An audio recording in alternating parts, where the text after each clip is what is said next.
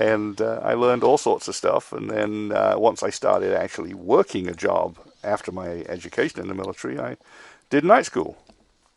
And that's how I became more or less the equivalent of a Master of Science, but it's not or Bachelor of Science rather. But it's not, there's no formal piece of paper that says Bachelor of Science on it. You just applied real-world skills in the real world and acquired a resume of qualifications. Nobody asks me what piece of paper I got 40 years ago anymore. They ask me what I did and what I did for people that I worked for in my last job. Right, something that you can't ask politicians because they don't have a good answer. We're going to take a quick break. We'll be right back. Hi, this is Rich Gerard, host of Gerard at Large in the Morning. The Manchester area's only locally owned, locally operated, focused, and interested, riveting radio show, heard live every Monday through Friday from 6 to 9 on 90.7 FM WLMW, New Hampshire Family Radio, and available 24/7 live or archived at GerardAtLarge.com. Be sure to tune in.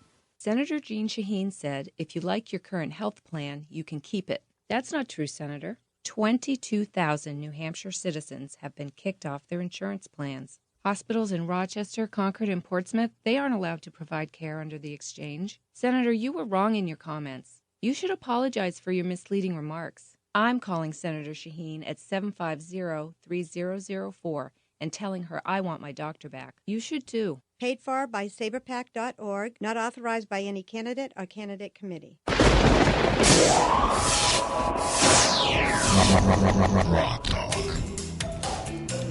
All right, we are back.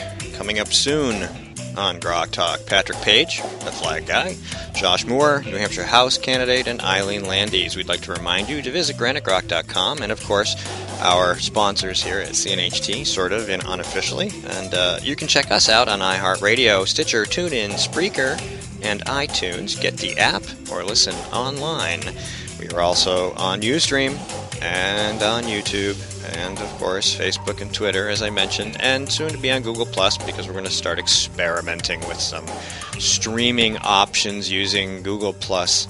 Which means we'll be even more amateurish for a while, but it'll be a whole lot of fun. We will fumble and bumble our way through that new experience, but on the way to things greater and broader in our effort to make this program accessible to anybody who is interested in hearing it.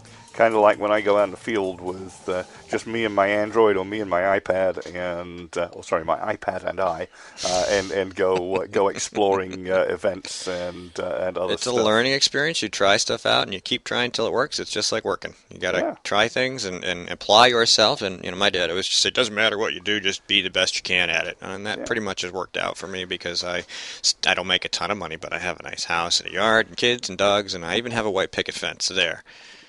If that's your thing.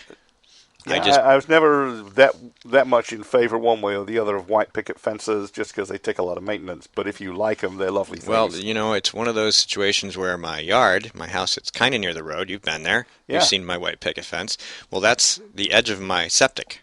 And it just sort of rises up from some trees, and then it's a big flat space. Yeah. And it's all on one side of my yard, and it's visible from the road. Yeah. And if I'm looking at it and I'm going, I should put a fence there. I just picked the picket fence because it happened to be the least expensive fence I could put up myself at the time. Yep. And I built a little arbor, and I put it right where you could walk from the front door out into the backyard, and I just kind of fenced that off, which really broke the space up. And now you don't just see my septic and go, oh, there's their septic. You see my fence. And it's landscaped in front, and you can't really see behind, and it gives you a little more privacy. I'm going to have to come down and see the improvements at Shea Steve, because... We're actually almost done. I know I've been talking about this for years. We're picking at it every weekend. I hurt my back. I did my thing to my shoulder when I fell off a ladder, so stuff slows everything down. But this weekend we are going to finish the mudroom, and we'll be done with all our modifications after a year. It's been some very nice improvements to the house. It's also money. You have to plan out. I spent all the money that we got on the refi on the construction. Yeah. And of course, we didn't even do that until we could get a rate that would allow us to get the extra $50,000 to do the improvements, the garage and the mudroom and the back room, without having to pay more on our mortgage. Exactly. So we didn't want to, because, that's the situation. You have to manage your money effectively. We have a lot of equity in our house. We were able to use that to get a good rate and to get just enough money to do what we needed to do. And then we've done quite a bit after that, which, of course, has cost us a little more because we didn't, include paying the electrician and having the drywall guy come in and do the back room and, all the other stuff. I did a lot of work, but some of those things I just couldn't do and have them done right. So we had to pay professionals to do it. Yeah. And that wasn't in the original budget, but we knew we'd get there. And that's where we are now. A year later, we're just about done. Yeah, I've had houses where I've done a fair amount of the work myself, the drywall, the framing, paneled whole basements, stuff like that. In this house, I've mostly employed people to do it, which is why I have a mortgage instead of owning it free and clear. Things like add-on sunroom that I couldn't have built myself, or upgrading the heating to something that the liberals ought to love, but probably wouldn't, the heat pump system. Mm-hmm. Yeah, thermal. Geothermal, right? Right, yeah. It sucks heat out of the ground, it pumps heat into the ground, and it uses a lot less energy than air-coupled heat exchangers or one of the coolest things we did, which you obviously don't have to worry about because you've got that. I've seen all your panels and everything. Yeah. It's very impressive. But when we had the addition put in, when we added the garage and the mudroom, we had them put in a connection for the generator, which I hadn't tested yet. And now that's been done for months. And the other day we lost power for, I don't know, it was just like 4 o'clock in the afternoon. The power went out, and I went, oh, this is a great opportunity to test this because it's light out, first of all. I don't have to fumble around with everything. And so we hooked it up, and everything worked great. So we're good for winter. Everybody feels better now. They're like, if the power goes out in the winter, which it almost always does at least once, we have the generator hooked up to the house now. We don't have to run cables through windows and pick and choose what we use. I just have to remind them, don't run the dryer, the oven, and the microwave, or you're going to shut that sucker down and have to go back and start it again. But my generator's a little bigger, but that's because the heating system needs it as well. Correct. Yeah, you had your changeover panel put in by Brian Wilson, right? I did, same guy. Yeah. You recommended him. He's awesome. Yeah, he did me a temporary changeover panel when I borrowed a generator the first time we had everything taken out for a week by a storm, and he came and put in my permanent installation, and he did a great job. This is your free ad, Brian Wilson, outstanding electrician. Wilson Technologies out of Brookline. Great guy. Yeah. I couldn't say enough. I mean, it was awesome. So, anyway. Come on in. It looks like we got a guest coming in. What else are we going to talk about? Come and join us. How you doing?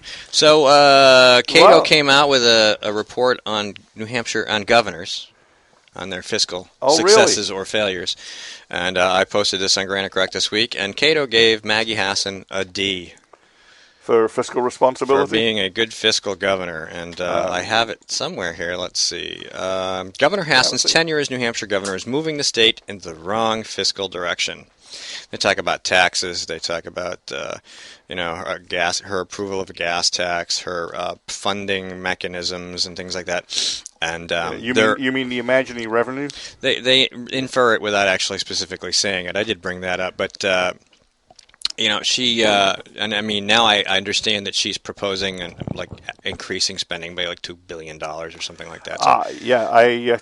I shared that graph. I'm going to have to put it up on the blog. There's a wonderful graph of state spending requests in 2010, 2012. You emailed that, I think? Yeah, I did. Yeah, I did see that, the biennium where Bill O'Brien managed to persuade Lynch to bring the budget down, and then this year's increase a little under Hassan. And the proposal for the next biennium is just off the charts. But if you draw the line connecting all the high points, well, that's the Democrat trend line.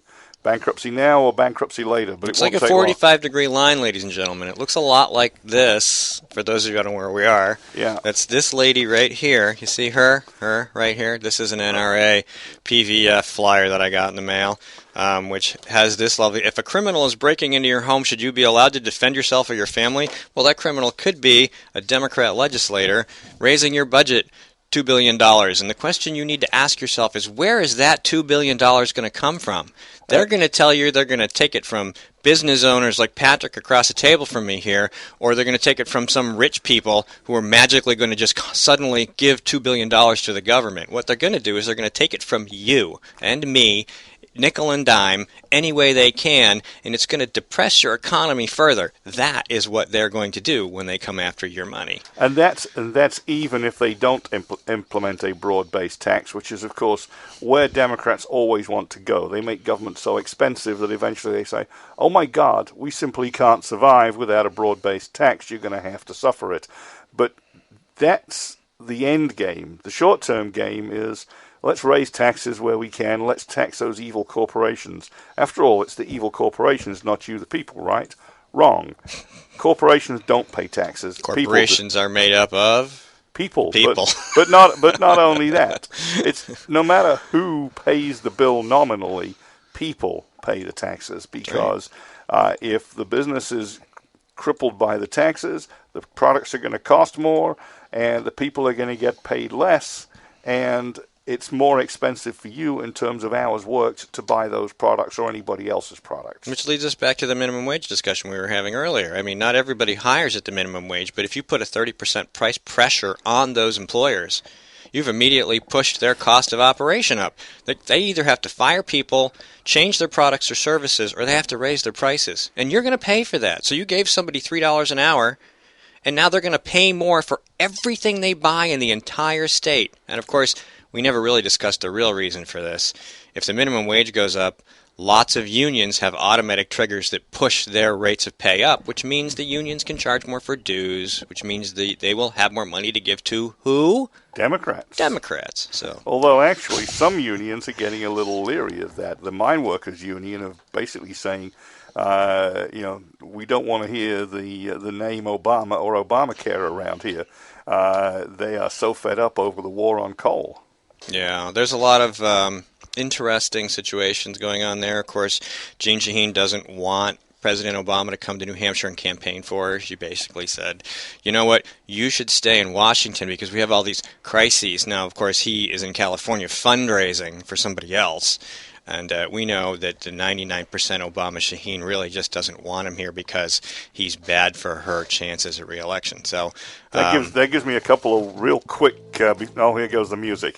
So first of all, you got 30 seconds. That fundraiser that was sandwiched in between, or rather the other way around, a trip to dedicate yet another national monument that's going to prevent mineral extraction was sandwiched between two fundraisers and made into a business trip, meaning we, the taxpayers, pay for it. Right. If we, the people, tried that as business owners to go have one business meeting in the middle of a long vacation, we would get audited. Right. And so the only crisis that Obama is aware of is when he won't be able to play golf next. This is GrokTALK. We'll be right back with Patrick Page. Stay tuned.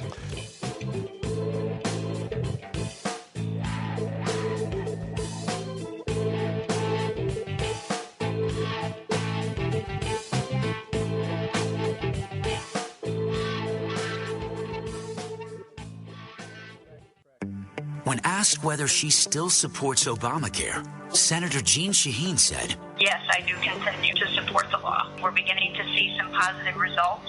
How can Senator Shaheen say we're seeing positive results when 22,000 of our neighbors have already lost their health insurance? What's worse, the Boston Globe reports the state's only health insurance provider radically reduced the number of hospitals in their network, forcing some people to drive over an hour for lab work, even when there's a hospital within a few miles of their home.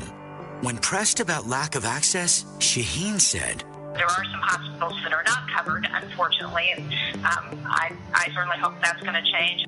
Jeanne Shaheen promised us we could keep our doctors and our healthcare coverage. Now she hopes we can get to a local hospital? Call Senator Shaheen at 603-647-7500. Tell her we need more than hope. We need leadership. Paid for by Citizens for a Strong New Hampshire. Hi, this is Rich Gerard, host of Gerard at Large in the Morning, the Manchester area's only locally owned, locally operated, focused, and interested, riveting radio show, heard live every Monday through Friday from 6 to 9 on 90.7 FM WLMW, New Hampshire Family Radio, and available 24/7 live or archived at GerardAtLarge.com. Be sure to tune in. This is the Coalition of New Hampshire Taxpayers. We're located at 8 North Main in Concord, New Hampshire. This is the repository for all things conservative and municipal. So if you have a problem in your town, your school, your budget committee, the right to know law, and now at the top of our list is voter fraud. You have a tip for us, some information for us, you want to join or help us out, cnht.org.